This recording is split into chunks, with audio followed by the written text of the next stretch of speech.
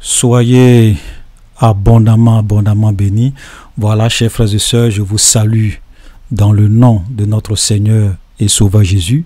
Donc aujourd'hui, nous sommes dans notre étude sur le livre de Jean. Et nous allons voir vraiment une vérité importante aujourd'hui. Nous allons voir c'est quoi adorer Dieu en esprit et en vérité.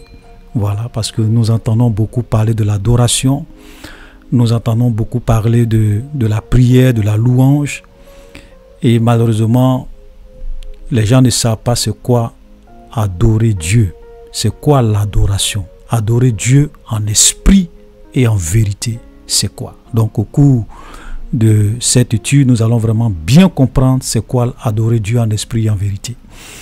Et nous allons vraiment connaître un certain nombre de vérités, voilà, par rapport à cela. Donc, nous sommes, pour ceux qui tombent sur cette vidéo par hasard, sachez que nous sommes en train de faire une étude, chapitre par chapitre, de tout le livre de Jean. Nous l'avons fait pour le livre de Matthieu, nous l'avons fait pour le livre de l'Apocalypse, et donc aujourd'hui, nous sommes dans le chapitre 4 de l'évangile de Jean. Donc, n'oubliez pas, voilà, si vous avez aimé cette vidéo à la fin, de mettre des likes, de mettre des j'aime, de partager pour que vraiment la vérité puisse aller plus loin et que tous ceux qui ont soif de la vérité puissent connaître la vérité qui va les affranchir. Amen. Voilà. Donc, nous allons aller directement dans le vif du sujet. Et comme je l'ai dit dans la vidéo précédente, si vous avez des questions, n'hésitez pas à poser vos questions dans les commentaires. Et dans la prochaine vidéo, je vais faire l'effort de répondre aux questions que vous allez poser. Voilà, c'est-à-dire que je vais introduire chaque vidéo en répondant aux questions que les gens posent sur des choses que j'ai eu à dire qu'ils n'ont pas compris. Voilà, donc la vidéo passée, j'ai pas vraiment eu de questions. Donc ça fait que nous allons aller directement dans le vif du sujet.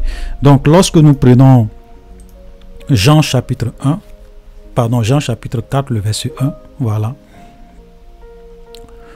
Le Seigneur Jésus sut que les pharisiens avaient appris qu'il faisait et baptisait plus de disciples que Jean. Toutefois, Jésus ne baptisait pas lui-même, mais c'était ses disciples. Alors il quitta la Judée et retourna en Galilée. Comme il fallait qu'il passât par la Samarie, il arriva dans une ville de Samarie nommée Sichar, près du champ que Jacob avait donné à Joseph son fils. Là se trouvait le puits de Jacob. Jésus, fatigué du voyage, voilà, était assis au bord du puits. C'était environ la 6e heure. Voilà.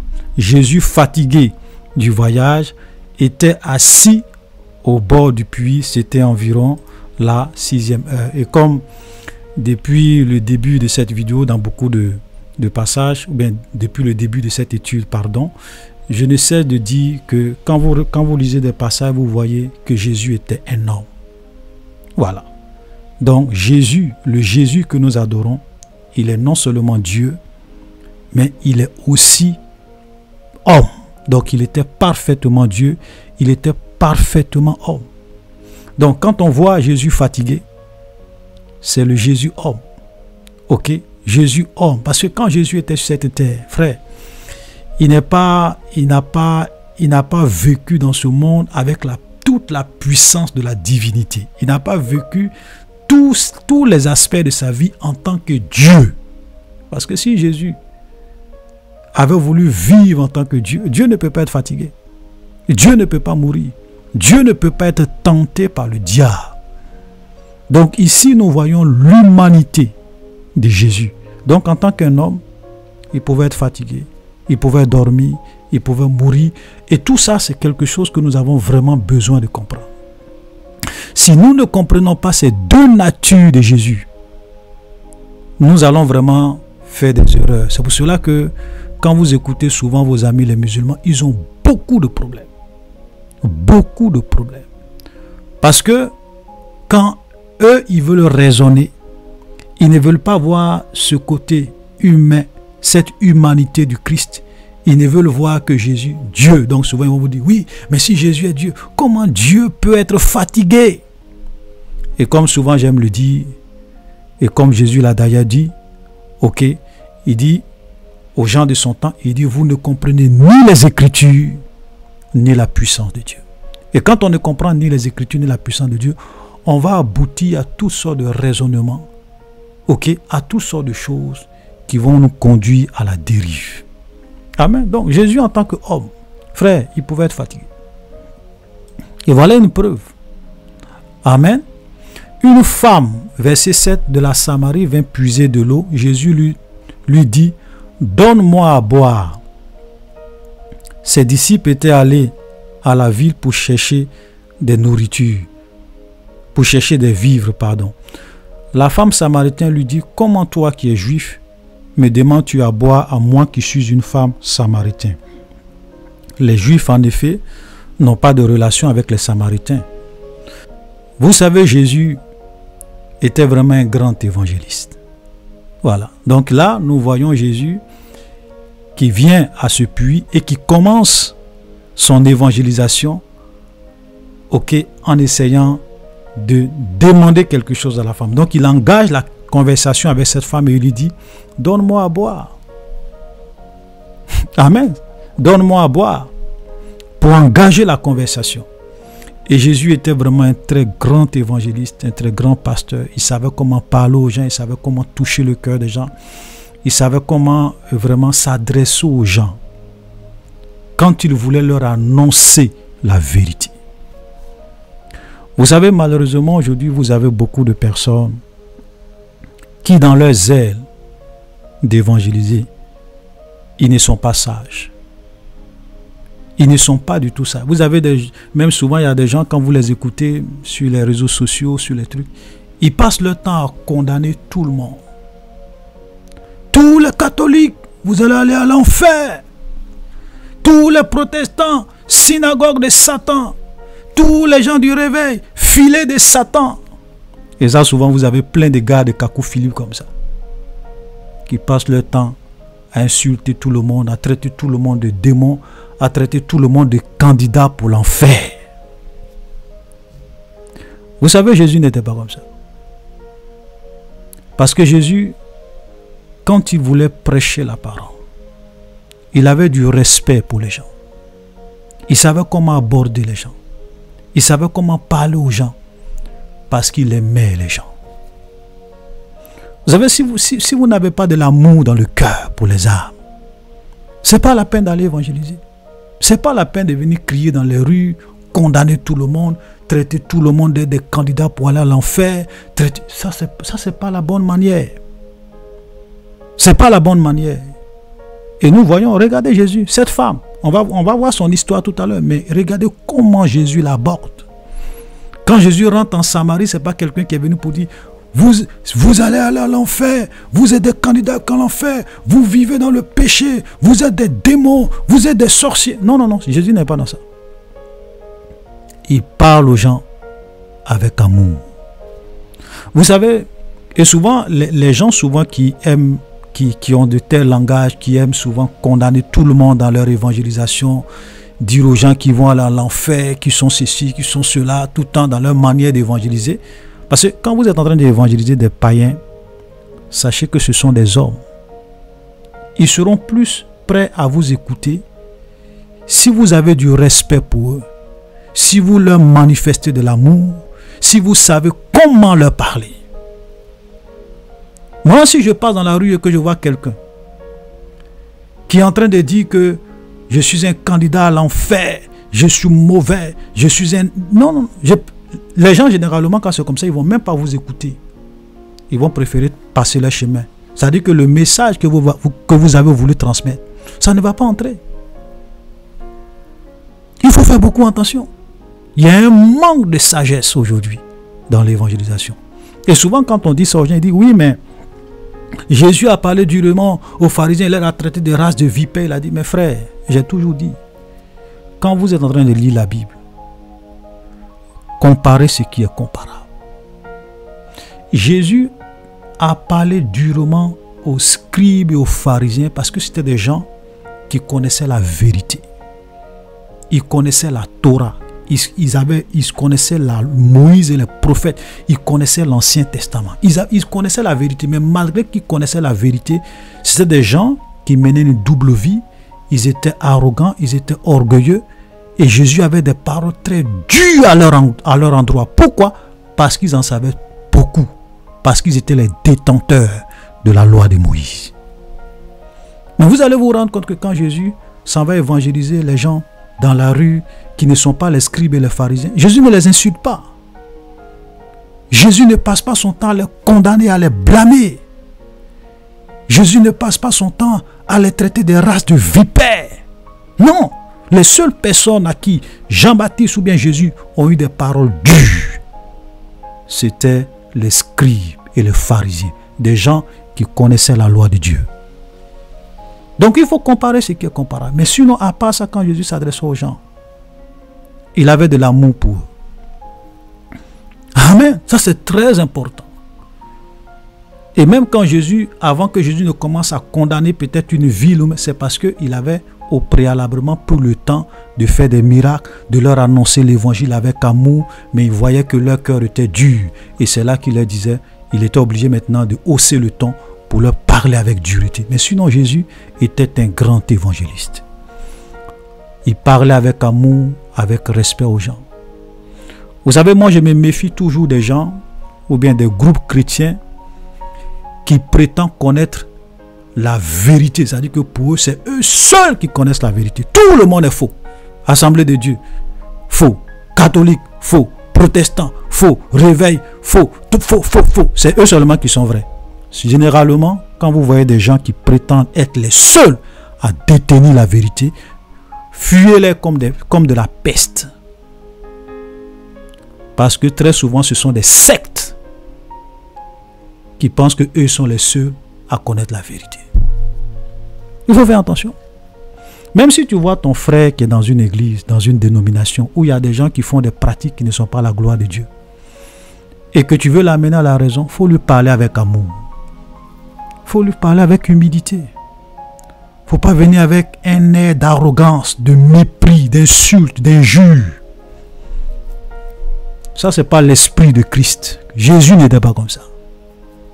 Amen. Voilà, donc c'est très important. Ce qui fait qu'aujourd'hui, souvent il y a des gens qui vont dans la rue qui évangélisent, mais c'est inefficace. Parce qu'ils sont arrogants, ils sont remplis de mépris. Ils insultent les gens. Tu ne peux pas aller insulter quelqu'un et puis vouloir le convertir. Tu ne peux pas aller passer tout ton temps à blâmer quelqu'un et puis vouloir le convertir. Non, non, non. Amen. Donc Jésus, voilà, introduit la conversation avec cette femme. On va aller un peu vite. Voilà. Donc Jésus introduit, il dit, donne-moi à boire. Ses disciples étaient allés en ville pour chercher la nourriture. La femme samaritaine lui dit, comment toi qui es juif, me demandes-tu à boire à moi qui suis une femme samaritaine? Les juifs en effet n'ont pas de relation avec les samaritains. Oui, effectivement, vous voyez, le peuple juif était un peuple qui était très orgueilleux. Ça c'est quelque chose que vous allez remarquer. Ils étaient très orgueilleux. Ils étaient vraiment fiers d'eux. Ils étaient vraiment arrogants. Ils étaient... Voilà. Et ils n'avaient pas de relation avec les gens. Ok. Et ça, c'est vraiment quelque chose que nous devons vraiment éviter. Comme je le disais tantôt. Personne ne peut prétendre être le seul détenteur de la vérité. Et qu'en dehors de lui et de sa religion, ou bien de sa communauté, il n'y a pas de vérité ailleurs. Ça, c'est un mensonge. Regardez même Élie, quand nous lisons Romains chapitre 11, le verset 3 à 4. Ok, regardez, on va lire ça, Romains chapitre 11, voilà le verset 3 à 4. Seigneur, ils ont tué tes prophètes, ils ont renversé tes autels. Je suis moi seul. Je suis resté moi seul. Et ils cherchent à m'ôter la vie. Donc ça c'est Élie qui parlait à Dieu comme ça. Il dit, Seigneur, ils ont renversé tes autels. Il n'y a plus de faux prophètes. Je suis le seul vrai homme de Dieu, le seul vrai authentique qui est resté. Et moi aussi, ils cherchent à m'ôter la vie. Mais regardez la réponse de Dieu. Mais quelle réponse Dieu lui fit-il? Je me suis réservé 7000 hommes qui n'ont point fléchi le genou, devant Balaam. Devant Baal, pardon.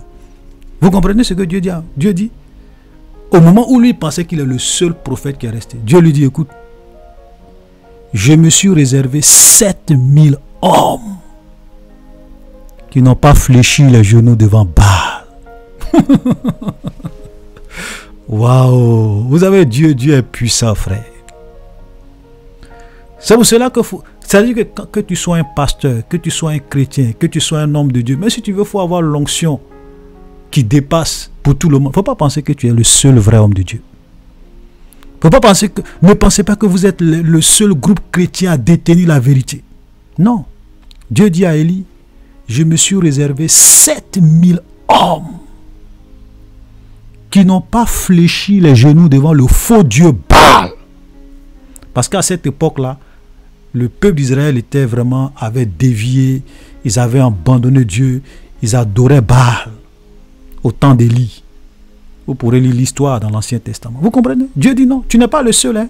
Il y a 7000 personnes en Israël qui n'ont pas fléchi genoux devant Baal. Vous comprenez? Donc, nous devrons faire beaucoup attention. Malheureusement, il y a beaucoup de chrétiens qui se trompent, qui pensent que c'est eux, leur église, là, qui connaissent la vérité. Tous les autres sont des faux, tous les autres pasteurs sont des faux, Non. Nous ne sommes, chaque serviteur de Dieu, chaque vrai homme de Dieu, tu n'es que un grain de sable dans le dispositif de Dieu. Tu n'es qu'un grain de sable. Avant toi, il y a eu des hommes de Dieu qui ont continué à prêcher la vérité et des âmes ont été converties. Pendant que tu es sur la terre, il y a plusieurs autres hommes de Dieu qui prêchent la vérité et Dieu sauve des âmes au travers d'eux aussi. Et après toi, il aura des hommes de Dieu que le Seigneur va continuer à utiliser pour sauver des âmes. Nul n'est indispensable à l'œuvre de Dieu. Alléluia. Voilà. 7000 hommes.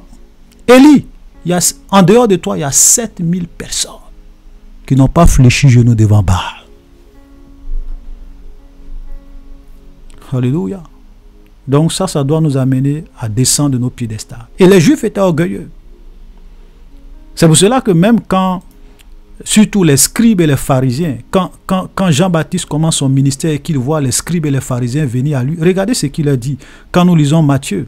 Quand nous lisons Matthieu chapitre 3, le verset 7, « Mais voyant venir à son baptême beaucoup de pharisiens et de sadducéens, il leur dit, race de vipères, qui vous a appris à fuir la colère à venir? Produisez donc du fruit digne de la repentance et ne prétendez pas dire en vous-même, nous avons Abraham pour père, car je vous déclare que de ces pierres-ci, Dieu peut susciter des enfants à Abraham. » Donc, Jean-Baptiste va leur dire, écoutez, ne soyez pas orgueilleux. Ne prétendez pas dire que oui, Abraham est notre père, est notre ancêtre.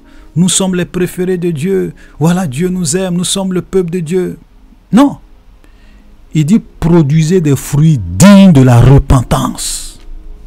Menez une vie juste, une vie de sainteté, une vie de pureté, une vie conforme à la repentance vraie.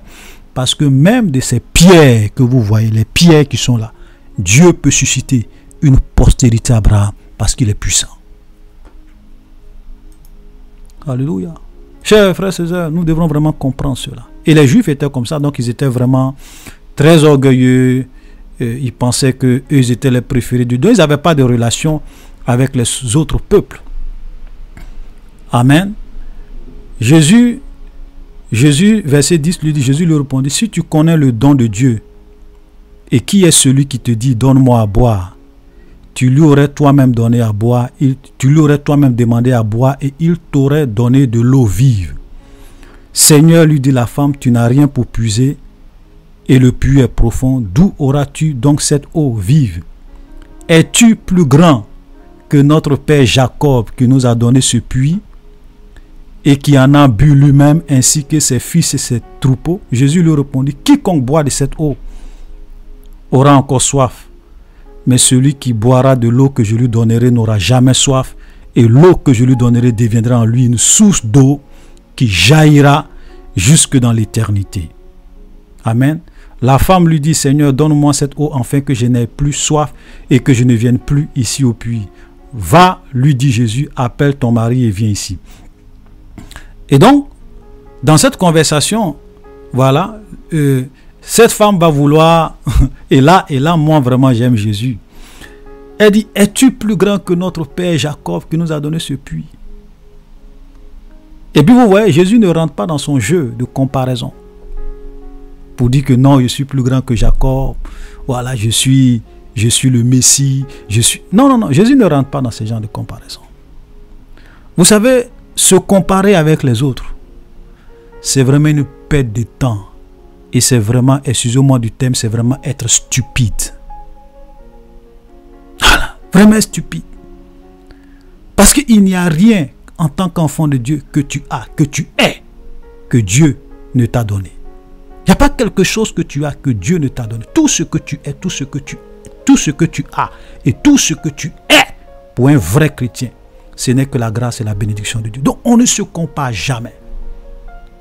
Si tu as une belle voix, c'est un don, c'est une grâce. Si tu prêches bien, c'est un don, c'est une grâce. Si tu fais des miracles et des produits, c'est un don, c'est une grâce. Ne te compare jamais avec quelqu'un. Parce que chaque enfant de Dieu est spécifique. Chaque être humain est spécifique. Alléluia. Donc elle voulait, es-tu plus grand que notre... Jésus n'est même pas rentré dans ça. Voilà. Jésus n'est même pas rentré dans ça parce que quand vous voyez ce que Jésus va lui dire, Jésus lui dit, quiconque boit de cette eau aura encore soif. C'est-à-dire que Jésus même fait même comme s'il n'a même pas entendu ça. Frère, c'est pour cela que nous ne devons jamais nous comparer. Et nous ne devons jamais rentrer dans ces jeux de comparaison. Aujourd'hui, vous allez dans beaucoup d'églises, ce sont des rivalités. Entre les frères à l'église, des rivalités. Parmi les chantres, des rivalités, des conflits. L'autre veut que oui, je dois être le responsable, je dois être ceci. C'est du n'importe quoi. Voilà, un vrai chrétien, celui qui est humble, qui cherche Dieu. Ce n'est pas quelqu'un qui cherche des positions. Même si Dieu le met comme un balayeur, il fait l'œuvre de Dieu pour sa gloire. Voilà. Et comme je le disais une fois, j'ai dit, lorsque nous allons arriver au ciel, vous allez voir des femmes, des jeunes gens, des jeunes filles, des hommes qui ont vécu dans ce monde. Peut-être même qu'on n'a jamais entendu parler d'eux. Ils seront, si je veux donner une image, ils seront à des milliers de kilomètres plus proches de Jésus que tous les grands pasteurs, les bishops, les grands hommes de Dieu que souvent nous admirons. Frère, je vous dis la vérité. Il y a des chrétiens que les gens ne connaissent pas, mais la qualité de leur vie, leur fidélité, leur amour pour Dieu, des mamans qui ne savent même pas prêcher, mais leur amour pour Dieu, leur engagement pour l'œuvre de Dieu, elles vont dépasser des grands hommes de Dieu reconnus dans le monde à l'international. Parce que Dieu s'en fout de ces choses. Voilà. Donc, il ne faudrait jamais penser que oui, parce que moi, je n'ai pas le don de prêcher pour que les gens me parlent, pour que tout le monde m'écoute. Je serai dernier dans le royaume. Je vous assure que le jour qu'on va arriver dans le royaume de Dieu, au tribunal de Christ, où nous allons passer pour avoir nos récompenses, où Dieu va nous récompenser en fonction de la vie que nous avons menée sur la... Vous allez être surpris. Il y a des gens même qui seront choqués. Parce que ils vont se rendre compte qu'en réalité, la grandeur devant Dieu, ce n'est pas ce que nous les hommes nous considérons. Alléluia. C'est pour cela que ce qui est important, c'est la crainte de Dieu, c'est la fidélité, c'est l'amour de Dieu. Même si Dieu t'a mis dans un endroit, il t'appelle à une œuvre qui est insignifiante, sois fidèle et tu auras une grande récompense pour ça. Amen. Voilà, donc Jésus n'est pas rentré dans son jeu. Et Jésus va lui dire, le verset 16, va, lui dit Jésus, appelle ton mari et viens ici. La femme lui répondit, je n'ai point de mari. Jésus lui dit, tu as eu raison de dire, je n'ai point de mari, car tu as eu 5 maris, et celui avec qui celui que tu as maintenant n'est pas ton mari. En cela, regardez très bien, Jésus dit, en cela tu as dit vrai. Seigneur, lui dit la femme, je vois que tu es un prophète. Vous voyez, là, Jésus va tester la sincérité de cette femme. Ce n'est pas parce que Jésus ne savait pas. La preuve en est que Jésus va après décrire la vie de cette femme. Il dit à la femme, va appeler ton mari. Et cette femme, elle est tellement honnête. Ce n'est pas une hypocrite. Ce n'est pas une femme qui prétend être ce qu'elle n'est pas. Elle sait qu'elle vit, qu'elle a quelqu'un dans sa vie. Mais l'homme avec qui elle vit, là, en réalité, ne l'a pas mariée. Elle vivait en concubinage. Ok? Avec ce monsieur, mais ce n'est pas son mari.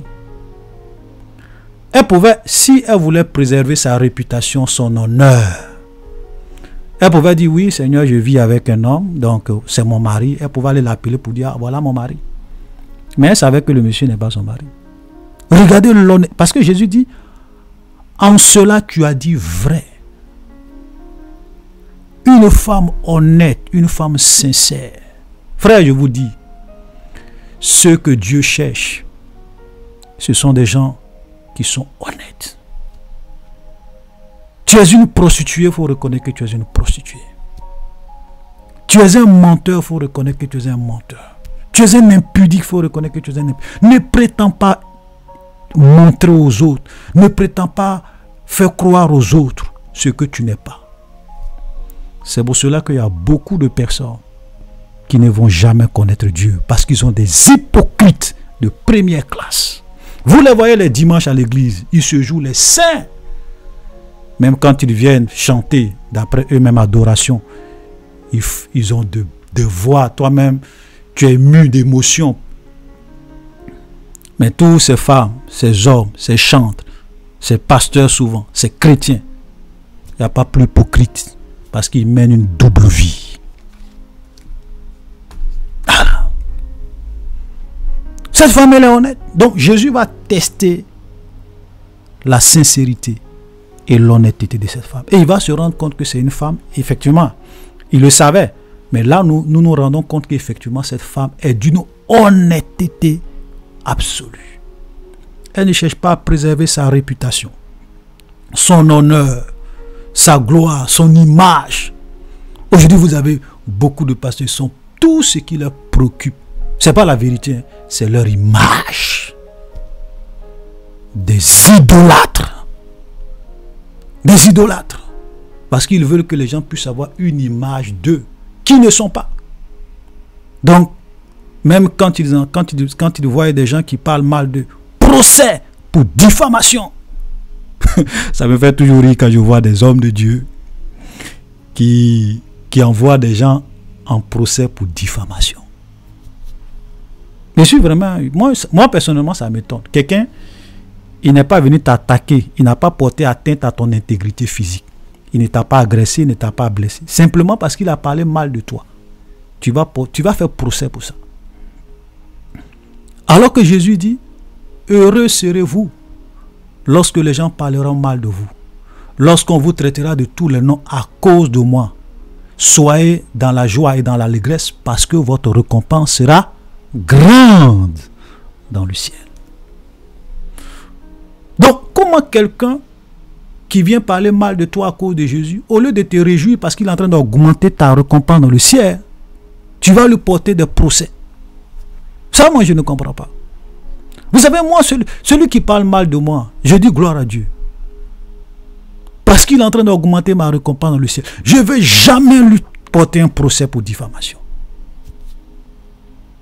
Est-ce qu'il y a quelqu'un? Qu'est-ce que les gens n'ont pas dit de Jésus?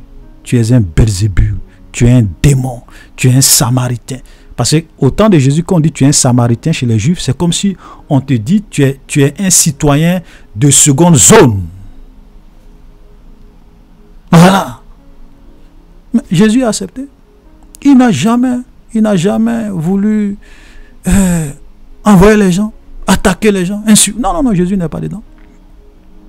Parce qu'il sait que tout ça, ça fait partie de la vie d'un vrai homme de Dieu. Il dit, c'est ainsi qu'on a traité les vrais prophètes avant vous. Vous comprenez? Vous lisez la Bible, vous allez vous rendre compte, tous les grands prophètes de la Bible. Beaucoup ont été tués, rejetés, insultés. Regardez un peu l'histoire de Jérémie. On se moque d'eux. Mais en fin de compte, ce qu'ils ont prophétisé, c'est ça qui est arrivé. Donc, chers frères et sœurs, faisons beaucoup attention. Voilà, les gens sont préoccupés par leur image. Ce sont des hypocrites, ce sont des idolâtres. Parce que quelqu'un qui est plus préoccupé à défendre son image devient une idole pour lui. C'est un idolâtre. C'est un idolâtre. Et les idolâtres ne vont pas entrer au ciel. Il faut que ça soit clair. Donc cette femme, elle est vraiment honnête. Et parce qu'elle est honnête, regardez ce que Jésus va lui dire. Verset 20, c'est elle qui parle et dit, nos pères ont adoré sur cette montagne et vous dites, vous, que le lieu où il faut adorer est à Jérusalem. Jésus lui dit, crois-moi, l'heure vient où ce ne serait ni sur cette montagne ni à Jérusalem que vous adorerez le Père. Vous adorez ce que vous ne connaissez pas, mais nous adorons ce que nous connaissons, car le salut vient des Juifs. Verset 23, mais l'heure vient et elle est déjà venue, où les vrais adorateurs adoreront le Père en esprit et en vérité, car ce sont là les adorateurs que le Père demande. Dieu est esprit, et il faut que ceux qui l'adorent en esprit et en vérité. Frère, comment vous pouvez comprendre qu'une femme qui a déjà eu 5 maris, elle a déjà eu 5 maris. Quand elle a vraiment eu 5 maris, c'est-à-dire que des gens qui l'ont mariée, peut-être qu'il y a d'autres qui sont morts, peut-être qu'il y a d'autres qui l'ont divorcée, voilà. Mais elle a vraiment eu 5 maris et elle vivait avec un homme qui n'est même pas son mari. Comment Jésus peut venir parler d'adoration à une telle femme? Comment? Une pécheresse qui n'est même pas en règle dans sa vie conjugale. Jésus vient lui parler d'adoration. C'est à cette femme-là, mariée 5 fois, qui vit avec un homme qui n'est pas son mari, c'est à elle que Jésus vient parler d'adoration. Au docteur de la loi Nicodème, Jésus lui disait, toi, je ne peux pas parler d'adoration avec toi. Toi, tu as besoin de naître de nouveau. Mais il y a une femme mariée 5 fois. C'est-à-dire que je vous assure que si c'était nous, on allait dire non, c'est pas possible. Moi, je ne peux pas venir parler d'adoration avec une femme qui... Non, Jésus n'est pas comme ça. Parce que cette femme avait le cœur d'une adoratrice. Pourquoi? Parce qu'elle était sincère, elle était honnête. Elle avait un cœur honnête. Elle n'était pas hypocrite. Ceux qui sont réellement des gens sincères, qui révèlent leur véritable nature, qui ne se cachent pas, ce sont des gens qui ont un cœur d'adorateur. C'est-à-dire qu'ils sont dans des dispositions pour être de vrais adorateurs. Alléluia. Voilà. Nicodème était docteur de la loi. Jésus lui a dit, toi, il faut que tu naisses de nouveau. Mais à cette femme, Jésus lui parle d'adoration. Si c'était nous, on allait dire, non, moi je ne peux pas venir parler d'adoration avec une femme comme ça. Elle n'est même pas en règle, elle mène une vie bizarre. Non, non, non. Parce qu'elle était sincère. Jésus, quand Jésus lui a posé cette question pour démontrer la sincérité du cœur de cette femme. Elle n'est pas une hypocrite. Amen. Et là, Jésus va vraiment lui donner un coup sur l'adoration. Et nous allons vraiment nous attarder sur ce coup-là de l'adoration. Nous allons voir beaucoup de choses extraordinaires. Regardez ce que Jésus lui dit. D'abord, femme, lui dit Jésus, crois-moi, l'heure vient où ce ne serait ni sur cette montagne, ni à Jérusalem, que vous adorerez le Père. Voilà la première vérité concernant l'adoration.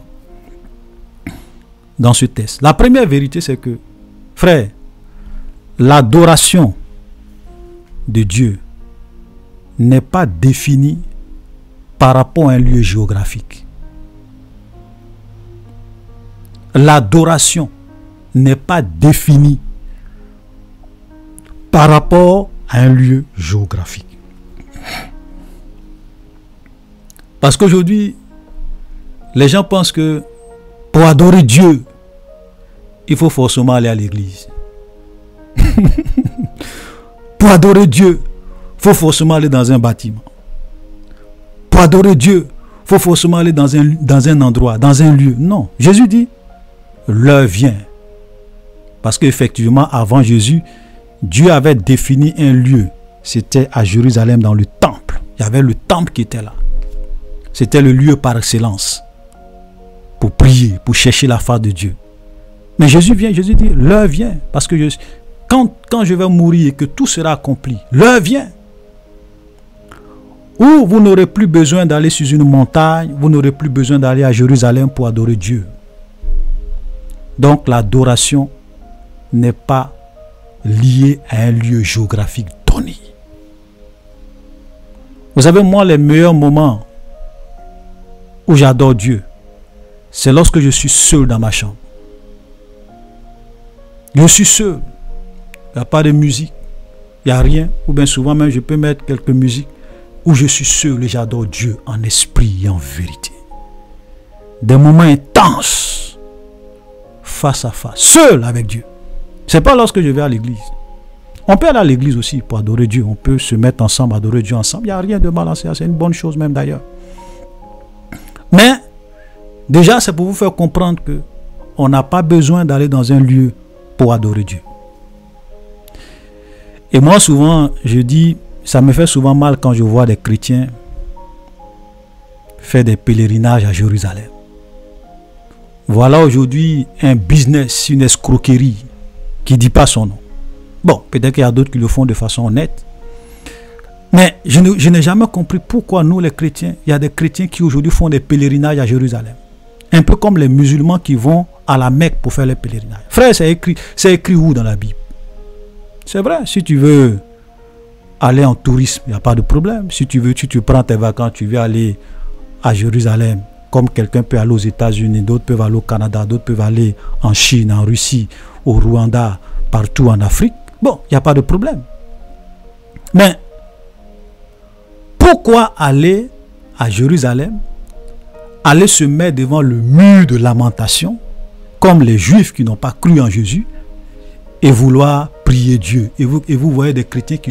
Frère, je vais vous dire, tous ceux qui vont à Jérusalem et qui vont prier devant le mur de lamentation, vous êtes des idolâtres. C'est de l'idolâtrie. Dieu est esprit. Et ceux qui l'adorent doivent l'adorer en esprit et en vérité. Et vous voyez souvent, oui, je suis allé à Jérusalem, je suis allé prier devant le mur de lamentation. Tu es un idolâtre. Tu es un mouchriki. Tu es un mouchrik. Tu es une mouchrikine. Voilà, on va créer les mots maintenant. Tu es une mouchrikine. Voilà. Tu es un idolâtre. Frère, il faut qu'on quitte dans ça.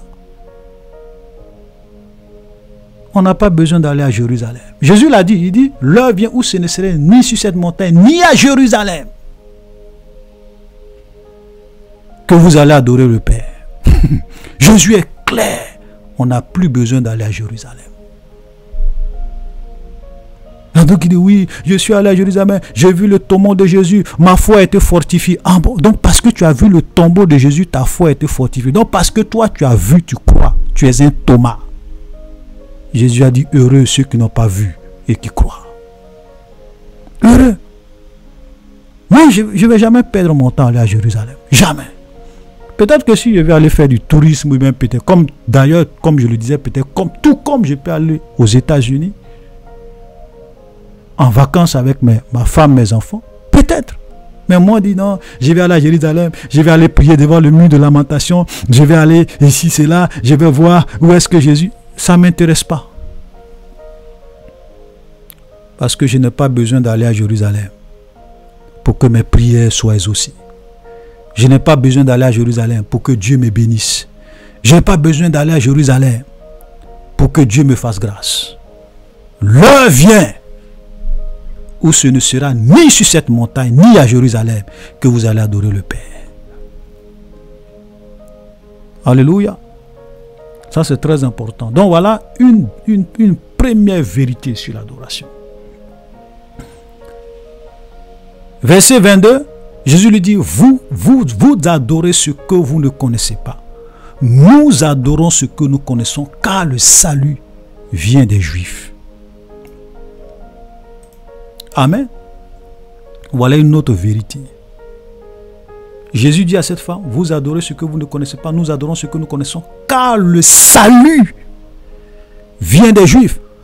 Cela veut dire que, frère, pour vraiment adorer Dieu véritablement, il faut savoir qui est le salut et d'où vient le salut. Frère, le salut c'est un nom. Le salut c'est Jésus. Le salut vient des Juifs. Et quand Jésus était sur la terre, en tant qu'homme, il est né dans la nation juive en tant qu'un juif.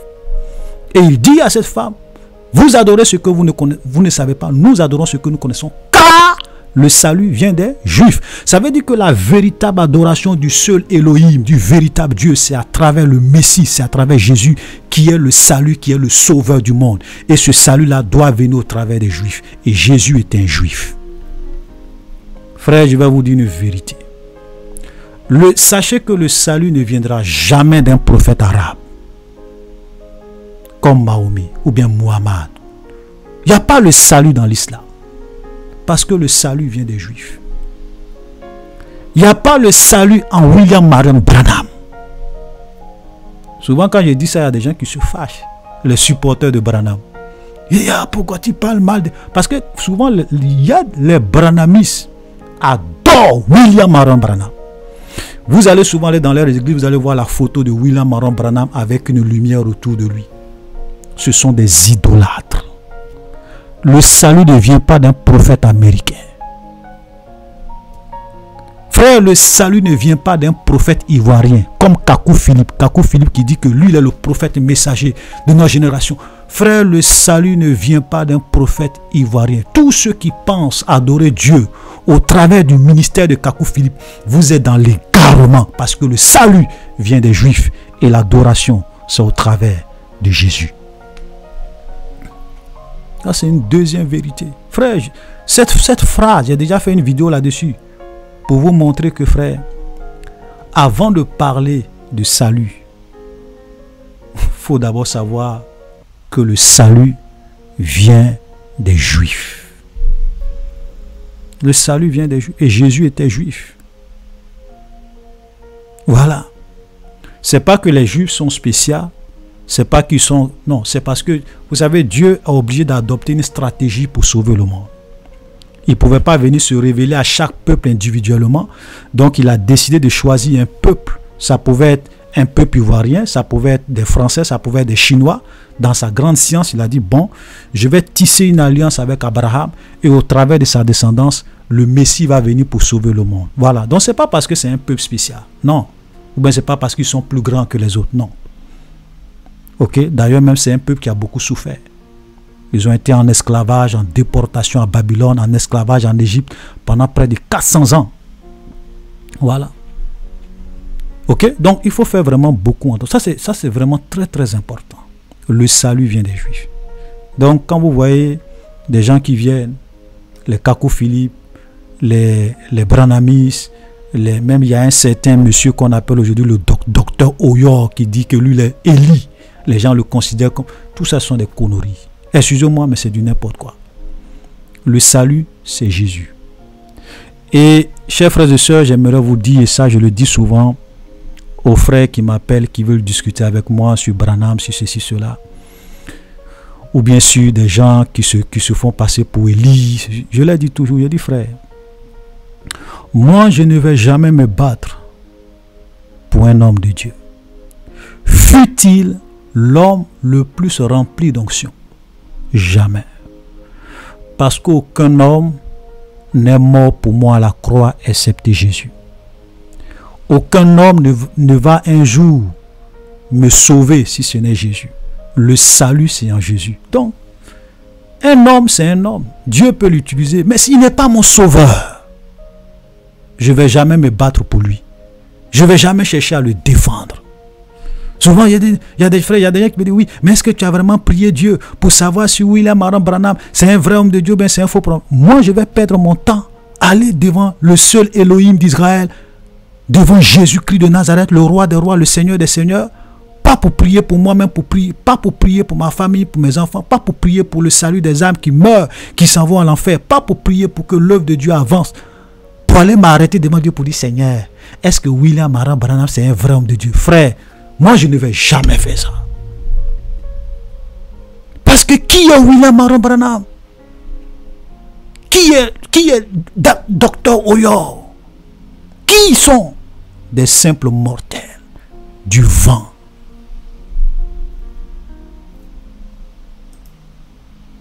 Le seul Elohim d'Israël, le Messie, Jésus-Christ de Nazareth, le roi des rois, le Seigneur des seigneurs, le lion de la tribu de Juda, c'est lui, c'est pour lui que je vis. Je ne vais jamais me lancer dans des débats inutiles. Tel homme de Dieu, c'est un vrai homme de Dieu. Tel homme de Dieu, c'est un faux homme de Dieu. Tel homme de Dieu a raison. Tel homme de Dieu a tort. Je ne rentre pas dans ce genre de débat. C'est inutile. Il y a des gens qui meurent. On doit prier pour que Jésus les sauve. Il y a des gens qui sont détruits par le diable, par les puissants des ténèbres, qui sont aveuglés, qui vivent dans le péché, qui s'en vont à la mort. On ne prie pas pour eux. On doit aller prier pour demander à Dieu, Seigneur, William Marwan Branham, c'est un vrai prophète, bien c'est un faux prophète. Ne comptez pas sur moi pour ça, frère. Je n'ai pas le temps pour ça. Voilà. Le salut vient des Juifs. Et Jésus est le salut. Il est le chemin, la vérité et la vie. Amen. Troisième vérité que nous allons voir.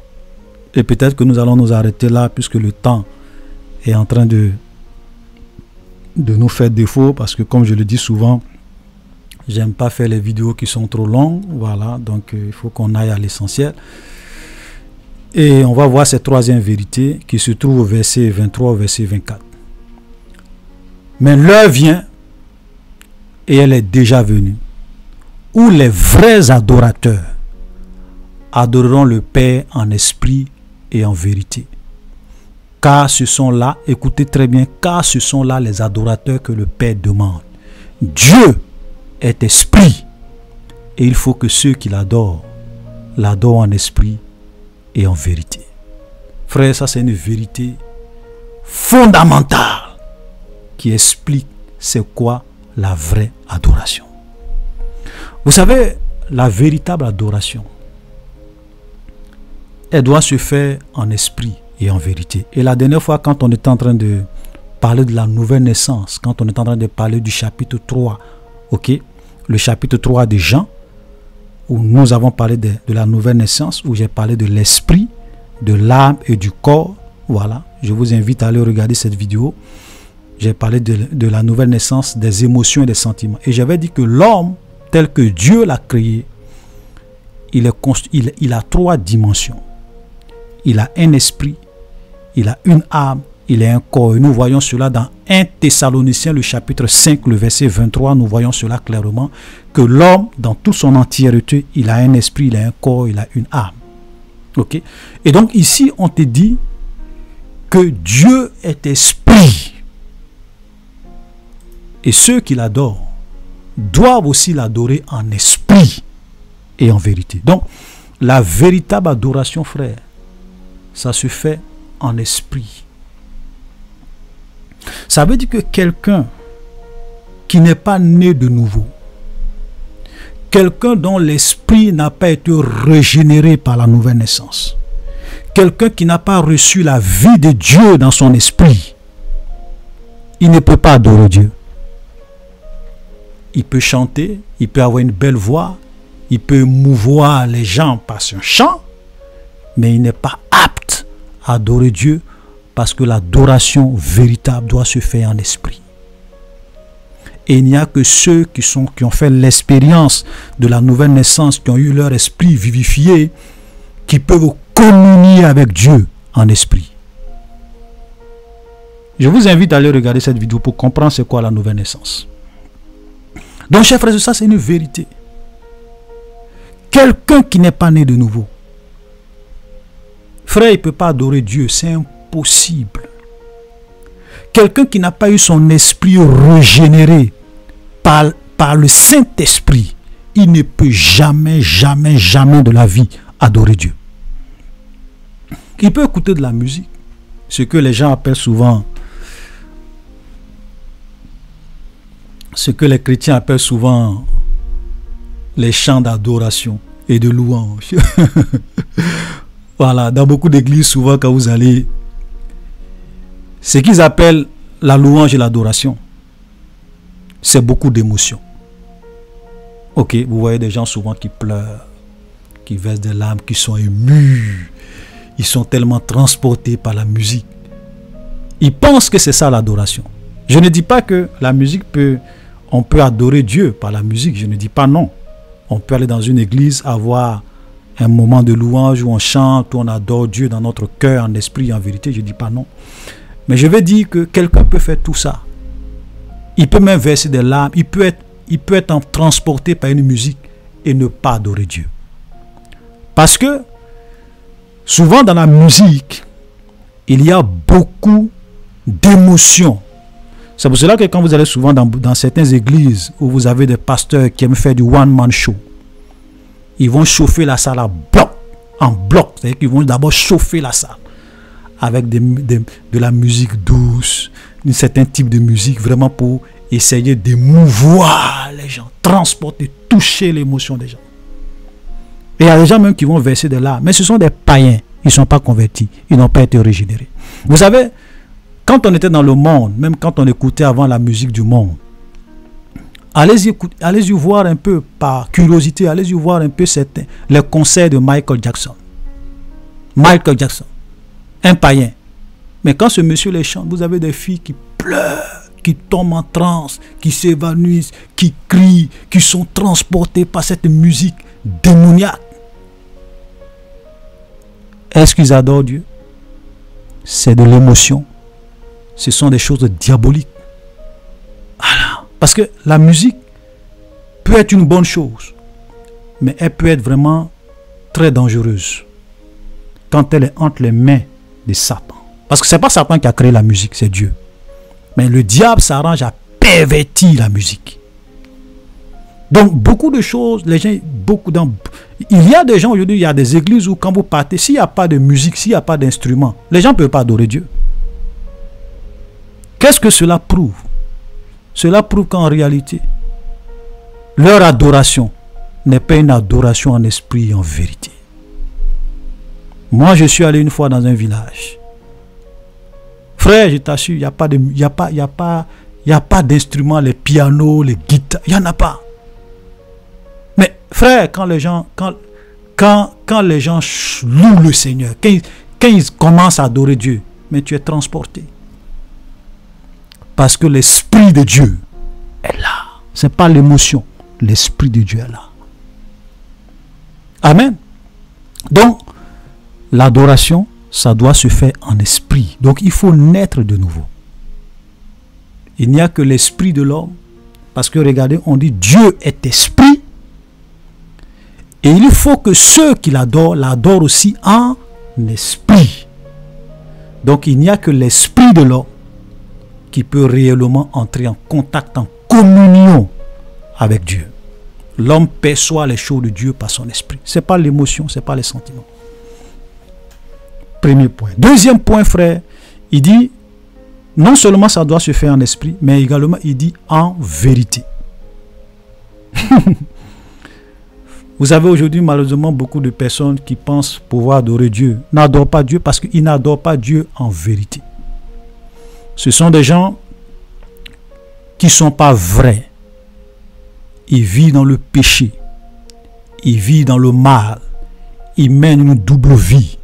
Ils sont des hypocrites, des orgueilleux, des menteurs, des fornicateurs, des méchants, des cupides, des orgueilleux. Et ils pensent qu'ils peuvent avoir tous ces péchés qu'ils pratiquent dans leur vie et venir dans l'assemblée des saints et vouloir adorer Dieu en esprit et en vérité. Frère, laisse-moi te dire, ça c'est impossible. C'est impossible. Alléluia. Quelqu'un peut ne même pas avoir une belle voix. Quand il dit Seigneur, je te rends gloire. Frère, sa prière monte comme une boule de feu, si je prends une image, son adoration monte comme des boules de feu et ça transperce. Aucun démon ne peut arrêter son adoration. Ça monte jusqu'au trône de Dieu. Une belle adoration, frère, n'a rien à voir avec le son de la musique, avec le chant, la voix des chantres. Parce que si on veut réellement parler de la qualité de la musique, frère, il n'y a pas ce que nous on fait sur la terre, ce n'est pas musique. Est-ce que la musique qu'il y a au ciel, les instruments de musique qu'il y a au ciel, la perfection de la mélodie qu'il y a au ciel, la perfection de la voix qu'il y a au ciel, est-ce que nous on a ça sur la terre? Si Dieu voulait regarder à la perfection de la voix, il n'allait jamais écouter notre adoration, parce que ce que nous on fait sur la terre, ça c'est du trash. C'est du trash. Alléluia. Parce que au ciel, là, Paul dit même que quand il est parti, quand il a été ravi, il dit qu'il a entendu des paroles qui n'est pas permis à un homme d'en parler. Alléluia. Donc Dieu n'a pas, c'est pas la voix, c'est pas. Si tu as une belle voix, que tu es une hypocrite ou un hypocrite, ta prière et ton adoration ne sera jamais agréée par Dieu. L'adoration doit se faire avec une vie de vérité. En un mot, une vie de sainteté et de pureté. Voilà l'adoration vraie. Quelqu'un qui pratique le péché, qui vit dans le péché, n'est pas apte à adorer Dieu. Il peut penser qu'il adore Dieu, mais son adoration ne montre pas Dieu. Il est en train de se tromper lui-même. Il est en train de vivre dans l'illusion. Et beaucoup de chrétiens, dans beaucoup d'églises, vivent cette vie d'illusion. Ils vont les dimanches à l'église pensant adorer le seul Elohim d'Israël. Mais c'est faux. Amen. Donc, c'est pour cela que Jésus parle de l'adoration à cette femme. Parce que c'est une femme qui est sincère. Elle n'est pas hypocrite. Et ça dit qu'elle a le cœur d'une adoratrice. Parce que ça commence par la sincérité, par l'honnêteté. Tu reconnais ton état. Tu sais que tu es comme ça, tu demandes pardon à Dieu. Tu ne viens pas prétendre ce que tu n'es pas. Non, ça ne marche pas avec Dieu. Et comme nous l'avons vu lorsque nous étions en train de faire l'étude sur le livre de l'Apocalypse, on a dit que les yeux de Dieu sont comme une flamme de feu. Les yeux de Dieu voient tout. Rien n'est caché à ses yeux. Tu ne peux pas tromper Dieu, c'est impossible. Amen. Voilà. Donc voilà l'adoration. Et regardez un peu lorsque nous voyons dans l'Ancien Testament, la première fois que le mot adoration apparaît dans la Bible, c'est lorsque Abraham partait sacrifier son fils Isaac. Et il va dire à ses serviteurs de rester ici. Il dit, moi et le petit, nous allons aller adorer Dieu sur la montagne. Mais est-ce que quand Abraham a dit que lui et son fils, ils allaient adorer Dieu sur la montagne, est-ce qu'il y avait des instruments de musique là-bas? Est-ce qu'il y avait des chantres là-bas pour chanter? Non. Parce que l'adoration... Je n'ai pas dit que la musique, on ne doit pas chanter. Ce n'est pas ce que j'ai dit. Comprenez-moi bien. Mais en fait, je suis en train de vous expliquer c'est quoi la vraie adoration. L'adoration, frère, c'est une vie. C'est une vie. C'est pour cela que, regardez ce que la Bible nous dit dans Romains chapitre 12, le verset 1, il dit, je vous exhorte donc, frères, par la compassion de Christ, à offrir vos corps comme un sacrifice vivant, saint, agréable à Dieu, ce qui sera de votre part un culte raisonnable. Souvent on parle de culte, de louange et d'adoration. Ici on dit voilà le vrai culte. Voilà l'adoration véritable. Le culte que Dieu agrée. Nous devons vivre en un mot une vie de sainteté, de sacrifice. Tout ce qui prend la place de Dieu dans notre cœur, nous devons abandonner. Abraham avait fait d'Isaac une idole. Dieu lui dit, va sacrifier Isaac. Donc quand Abraham partait adorer Dieu, il a envoyé, il était prêt à se dépouiller de tout ce qui avait pris la place de Dieu dans son cœur, ce qu'il aimait. Voilà. L'adoration, ce n'est pas une histoire d'argent. Hein. Parce qu'il y a des pasteurs cupides, arrogants, qui aiment l'argent, qui disent aux gens, oui, donne ton Isaac. Frère, c'est pas ça l'adoration. Parce que quand Abraham partait adorer Dieu avec son fils, il n'a pas pris ses richesses pour aller adorer Dieu avec. Abraham était riche. Il avait beaucoup de biens, mais il n'a pas mis ses biens-là sur son chameau pour aller offrir ça à Dieu. Non, non, non, non. C'est pas ça l'adoration. Mais il était prêt à se dépouiller de ce qui lui coûtait cher. Amen. Donc nous avons besoin d'avoir un cœur pur pour adorer Dieu. Si c'est l'argent, si c'est les femmes, si c'est, je ne sais pas, si c'est n'importe quel vice qui te tient, qui t'empêche d'être un vrai adorateur, il faut abandonner. C'est en ce moment-là que tu pourras réellement être un véritable adorateur. Donc, chers frères et sœurs, nous allons nous arrêter là parce que, comme je le dis, je n'aime pas faire les vidéos qui sont trop longues. Soyez bénis et à la prochaine.